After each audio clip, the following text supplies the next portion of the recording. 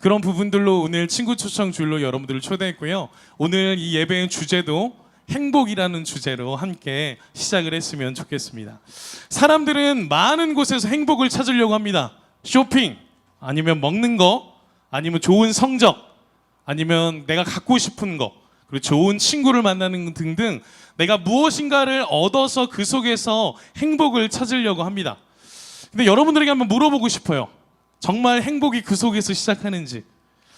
오늘 이 주제를 가지고 나는 정말 행복한 사람인가, 나는 행복을 소유한 사람인가를 오늘 예배를 통해서 여러분들이 함께 좀 발견해 나갔으면 좋겠습니다. 최근 행복에 대한 나라별 통계가 발표가 됐는데요. 행복이란 주제가 요즘 다시 각광받고 있다고 합니다. 유엔 산하 자문기관에서 지난 3월 20일 날 공개를 했는데요. 2019년 세계 행복 보고서에 따르면 행복한 나라에 우리나라가 몇인 줄 알아요? 8위. 네. 54위로 우리나라가 행복한 국가다라고 전 세계에서 그렇게 채택이 됐다고 해요. 작년에는 저희가 57위였다 그럽니다. 몇 단계가 올라간 거예요? 3단계가 더 행복한 나라로 위로 올라왔다고 하는데요. 대한민국은 행복지수 10점 만점에 5.89 점을 받아서 54위에 올랐다고 합니다. 한국은 기대 수명이 9위, 그리고 1인당 국민소득이 27위, 그리고 관용 부분에서 40위. 비교적 상위권에 있는데 하위권에 있는 것도 있어요. 뭐냐면 사회적 자유 144위, 부정부패 100위, 사회적 지원 91위 등에서 좋은 점수를 받지 못했다고 합니다. 우리가 기대하고 예상했던 것보다 우리나라가 행복한 나라라고 생각했는데 54위 정도 되는 그 수준을 달리고 있는 우리나라 행복지수를 볼 수 있을 것 같아요. 그래서 행복한 사람도 있지만 때때로 행복을 위해서 우리가 추구하고 살아가지만 모든 사람이 행복하지는 않는 것 같아요. 그래서 우리가 행복하게 사는 사람만큼 불행하게 사는 사람도 있을 것 같은데 여러분 오늘 이 예배에 오셔서 행복을 좀 발견하며 갔으면 좋겠습니다. 혹시 오늘 새로운 친구들 있어요? 나는 수영로교회에 처음 나왔다. 한번 손 들어볼까요? 오, 우리 박수로 한번 환영하겠습니다. 네, 오늘 이 친구들이 정말 행복이 무엇인가를 발견하며 갔으면 좋겠습니다. 이 행복이란 주제를 함께 대화하고 나누기 위해서 우리 패널분들을 좀 두 분을 모셨는데요. 우리 수영로교회 중동부에서 가장 유명하다고 한 두 분, 우리 안성수 목사님과 이풍주 전사님 앞으로 모시겠습니다. 이 두 분도 오늘 노래를 준비했대요. 우리 한번 노래 들어보겠습니다.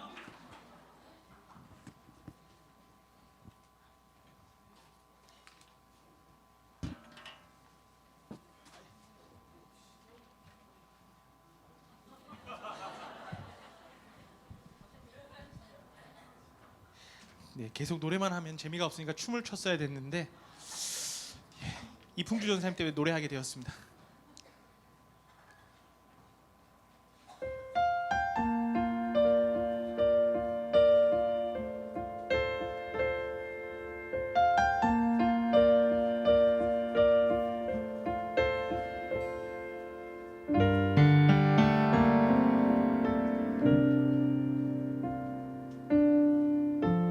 삶의 작은 일에도 그 맘을 알길 원하네.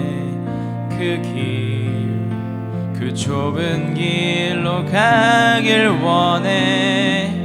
나의 낮음을 알고 그분의 크심을 알면 소망, 그 깊은 길로 가길 원하네.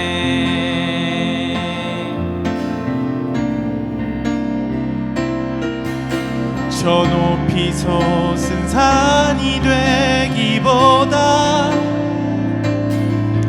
여기 오름직한 동산이 되길,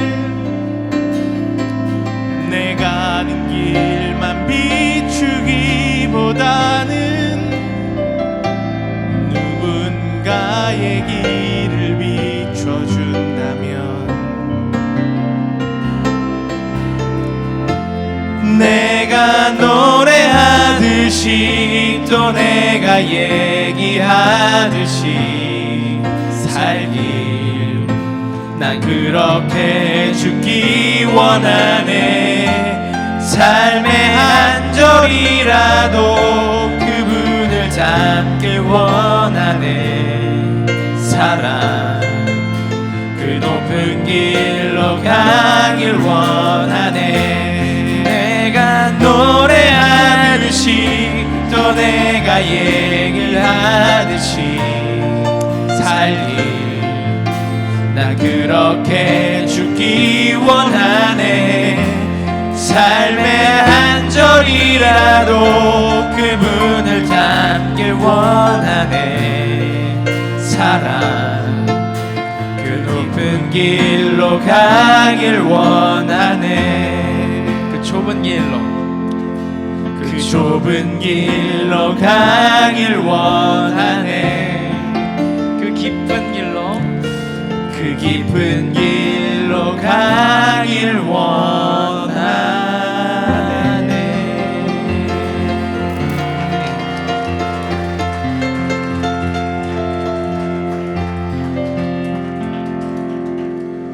네, 다시 한번 우리 두 분에게 큰 박수로. 네.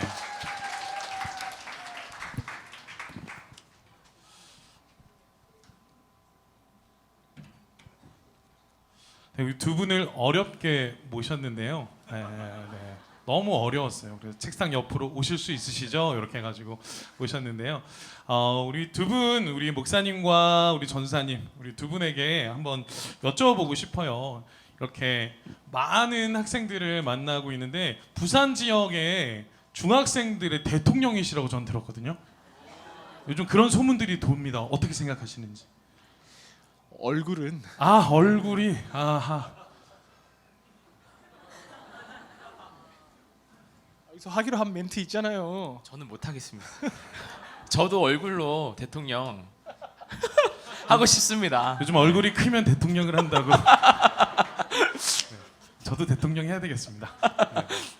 우리 목사님 이제 교회에서 또 많은 학생들을 만나고 또 우리 선생님들을 만나고 많은 성도들을 만날 것 같아요. 그래서 많은 성도들을 만나고 하는 부분들 속에 많이 만나다 보면 그분이 행복한가 안 행복한가를 좀 볼 것 같은데 교회 다니는 분들이 행복한 분들이 많으시죠.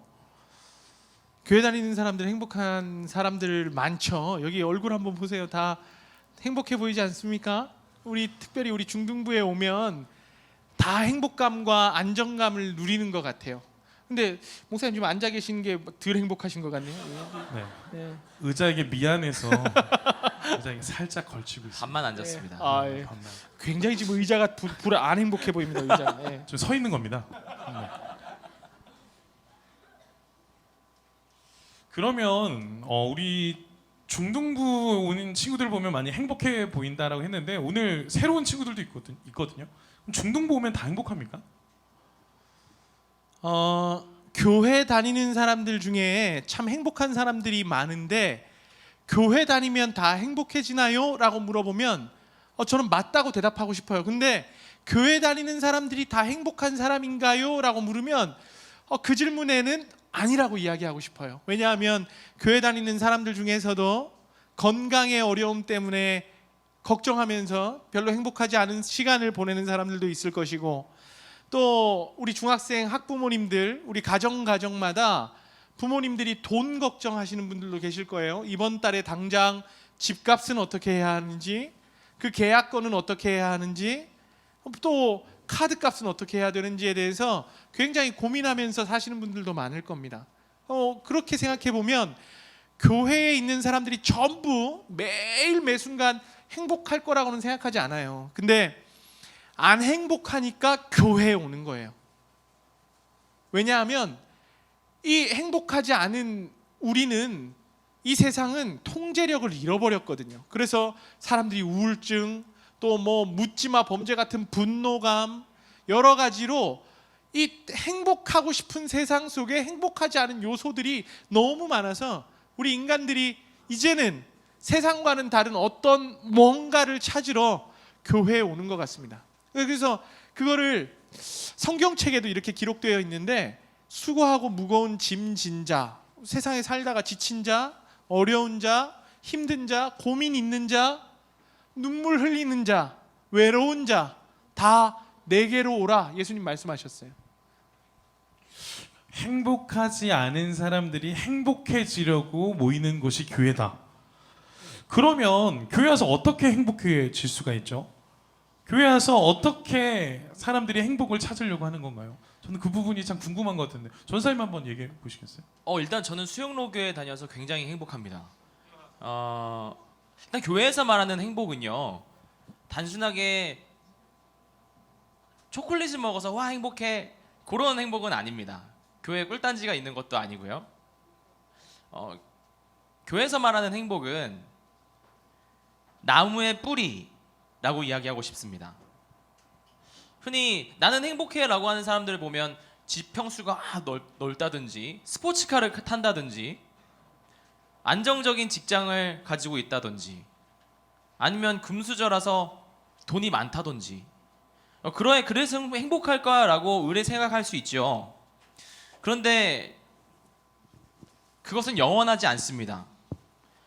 행복이라는 것은요, 굉장히 중요한 요소, 인간에게 중요한 요소인데요. 그 행복을 유지해주는 것, 그것이 영원하지 않다면, 한정적이라면 그것은 결코 완전한 행복이라고 할 수 없죠. 조선시대의 임금이 21세기에 군림하지 않습니다. 그렇죠? 건강도 사그라듭니다. 언제까지나 젊을 것 같지만 세상에 있는 모든 것은 늙습니다. 센텀에 좋은 오피스텔이 있어도요, 언젠가는 내 것이 아니게 됩니다.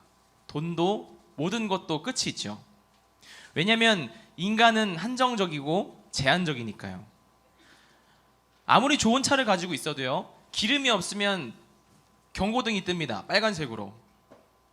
그 경고등이 뜬 차는요, 시간이 조금 걸리겠지만 반드시 멈춥니다. 시간이 좀 오래 걸리는 차도 있어요. 하지만 그 차도 반드시 멈춥니다. 우리의 인생은요, 이런 주유 경고등이 올라온 차와 같습니다. 언젠가 멈춥니다. 끝나지 않을 것 같지만 언젠가 멈추는 것, 그것은 바로 죽음입니다.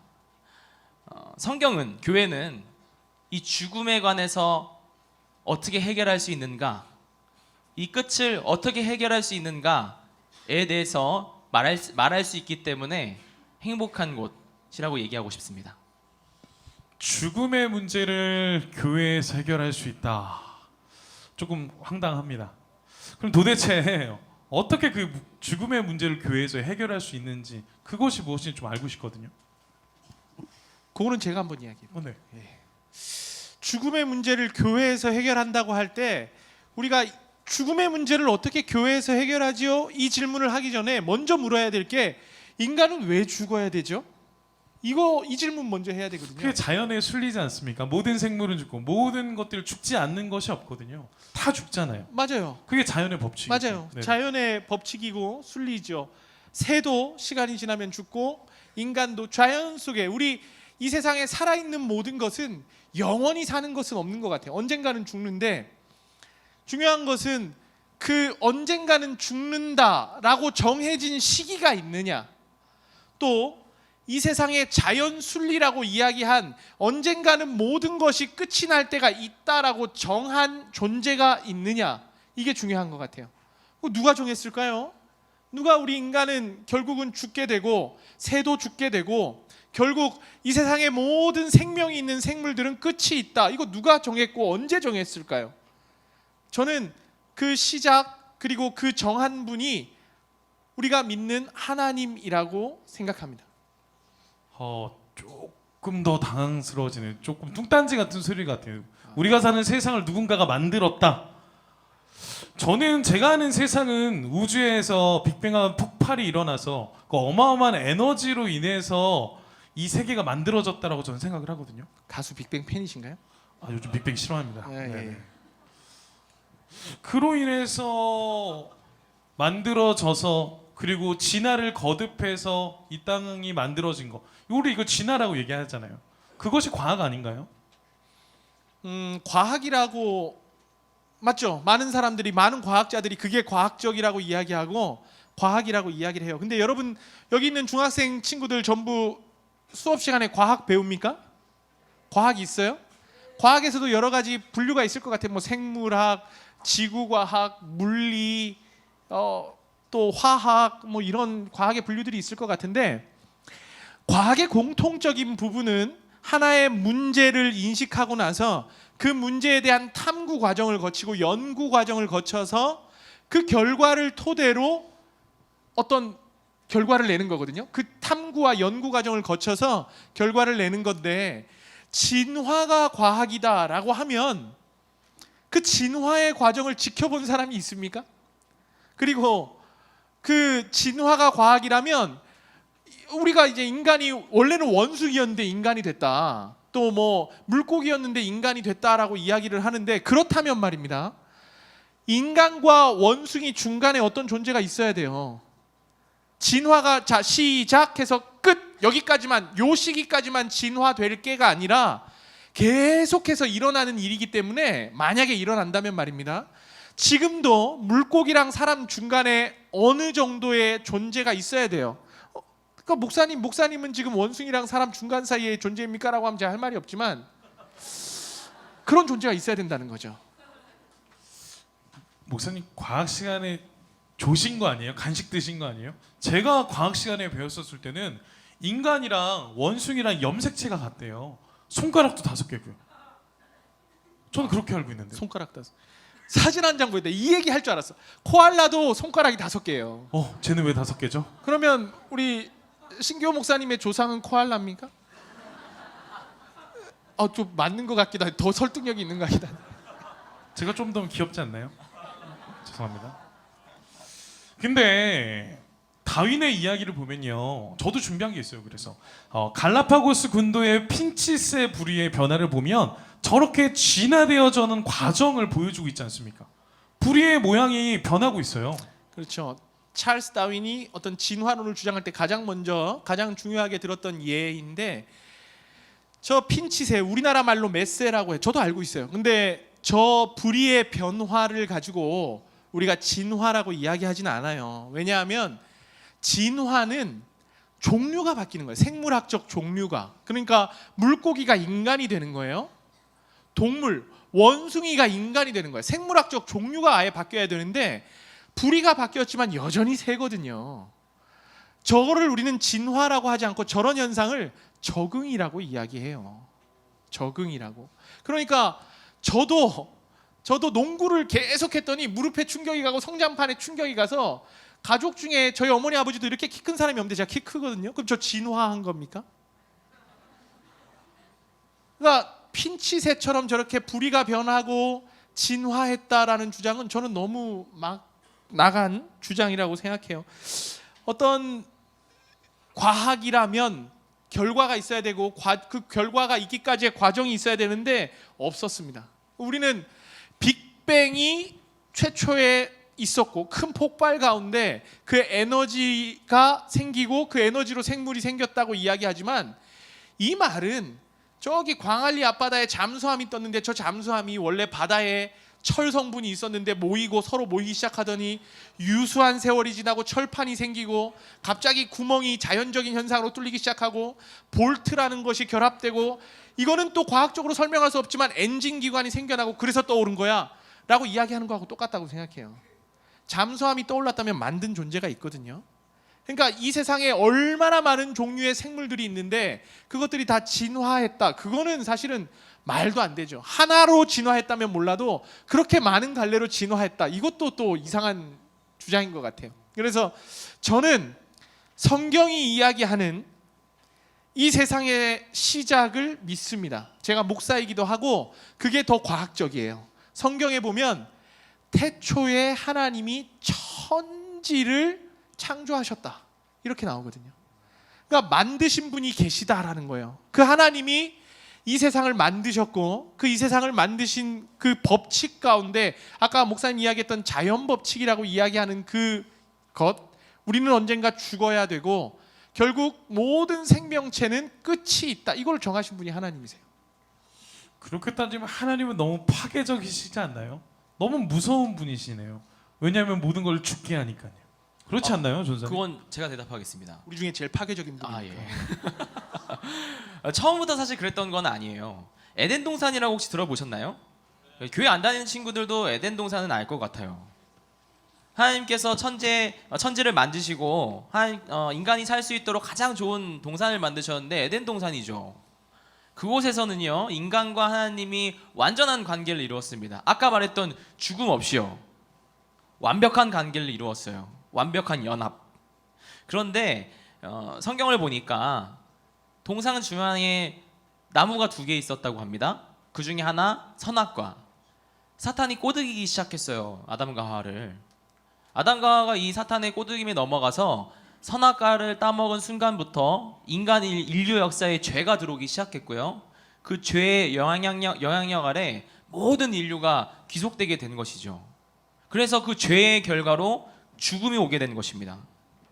하나님은 흠이 없으신 분이시기 때문에 죄 있는 우리랑은 같이 할 수가 없어요. 분리되죠. 아까 말했듯이 영원한 죽음을 경험하게 된 것이죠. 하나님을 떠나서 죽을 수밖에 없는 존재가 되었습니다. 그 죄의 결과는 죽음인 것이죠. 죄의 영향력 안에 놓여 있다. 모든 인간이 죄의 영향력 안에 놓여 있다. 그러면 경찰이 굉장히 바빠지겠어요. 사실 저는 법을 거의 지키기 때문에 저는 경찰서를 가본 적이 없거든요. 근데 죄 아래에 있으면 나쁜 짓 하는 사람이 너무 많잖아요. 그럼 경찰 바빠지지 않을까요? 거짓말 잘하던데.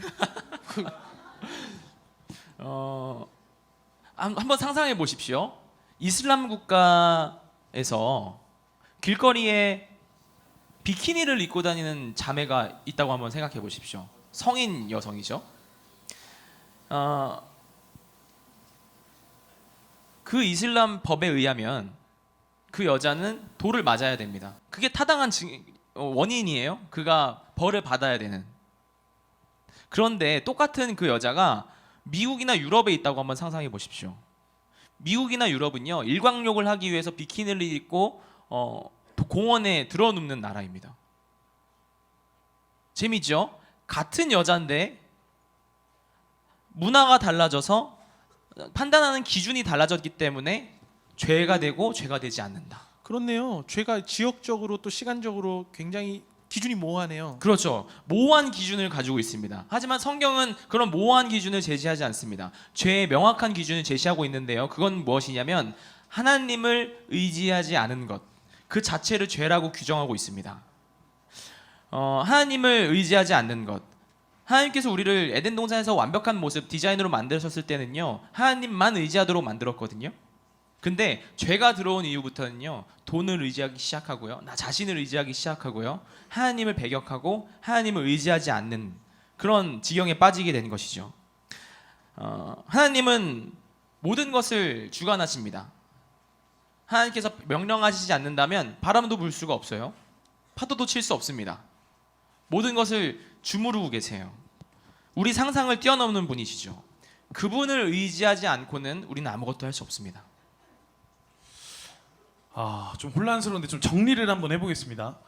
그러면 하나님께서 이 땅을 창조하셨고 또 사람도 창조하셨고 그 가운데 하나님을 의지하지 않는 것이 죄다라고 말씀을 하셨는데, 하나님께서 말씀하신 그 선악과를 먹지 말라는 하나님 앞에 의지하지 않는 그 불순종으로 인해서 사람은 죄를 짓게 됐다.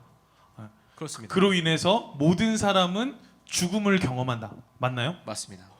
그러면 교회에서 아까 전에 죽음의 문제를 해결했다라는 말은 무슨 말입니까?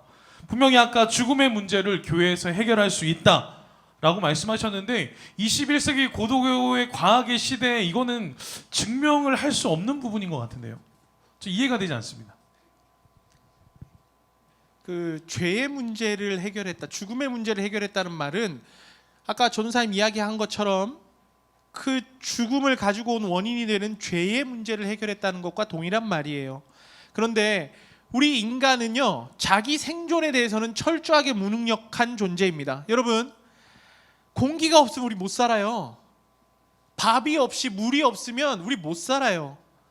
그러니까 이 모든 것을 만드신 하나님의 공급 없이는, 하나님의 주심 없이는 우리 인간은 우리 생존에 있어서 철저하게 무능력해요. 우리 목숨을 우리 스스로 부지할 수 없다는 말입니다.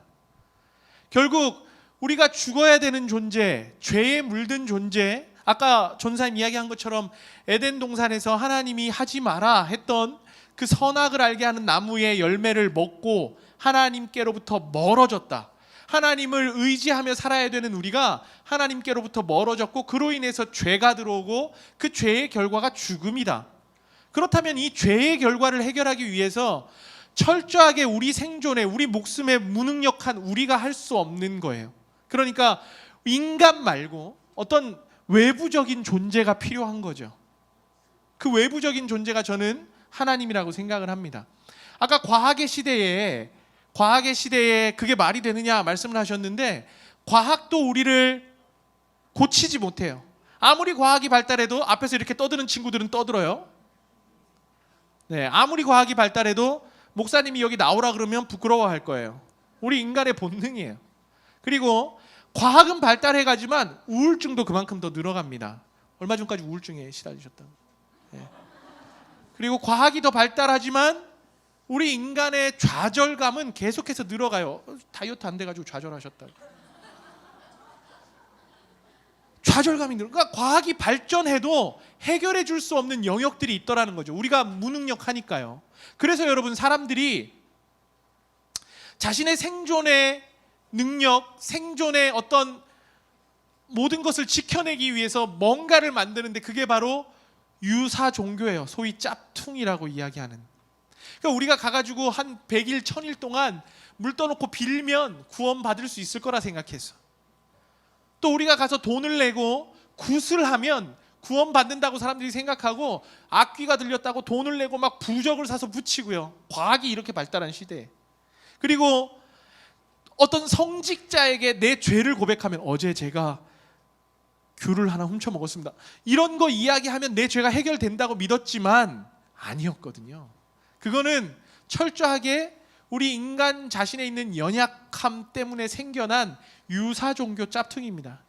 외부의 존재가 필요해요. 그래서 하나님이 우리의 모든 죄의 괴로움과 고통을 아시고 이제 그분이 직접 우리의 죄의 문제를 해결해 주시기로 작정하셨습니다. 그래서 이 땅에 오신 분이 우리가 아는 세계에서 제일 유명한 인물 예수님이죠. 잠시만요. 그러면 지금 예수 그리스도가 하나님이시다라는 거예요?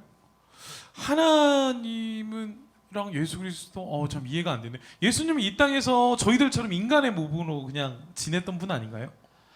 맞아요. 그분은 하나님이셨어요. 왜냐하면 우리 인간의 죄를 대신 갚아줄 수 없어요. 왜냐하면 우리가 다 죄인인데 어떻게 나도 죄인, 너도 죄인, 우리 다 죄의 영향력 아래 있는 사람들인데 내가 당신의 죄를 갚아주고 내가 당신의 죄를 해결해 줄 수 있겠어요?